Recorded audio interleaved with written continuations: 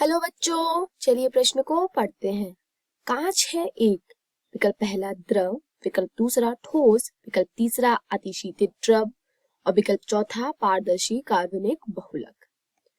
तो आइए सबसे पहले हम इस प्रश्न की मुख्य अवधारणा को समझते हैं कि आखिर हमारा प्रश्न क्या कह रहा है। मुख्य अवधारणा तो उसमें बोला है कांच। कांच हम बता दें आपको एक मिश्रित यौगिक होता है। क्या होता है? मिश्रित यौगिक होता है। इसका रासायनिक सूत्र हम आपको बता दें कि ये किन किन यौगिकों से मिलकर बना होता है। ये इसमें सिलिकॉन होता है जो कि ऑक्साइड के रूप में इसमें प्रेजेंट होता है और सिलिकॉन इसमें 75% तक उपस्थित होता है। सोडियम होता है Na2 जो कि 5 से 10% उपस्थित होता है। कैल्शियम का ऑक्साइड होता है जो भी 5 से 10% उपस्थित होता है।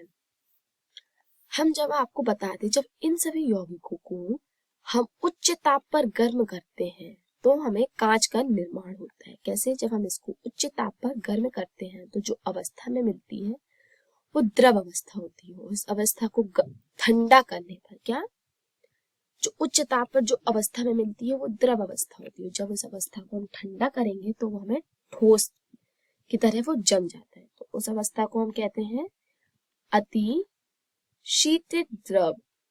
क्या? अति शीतित द्रव।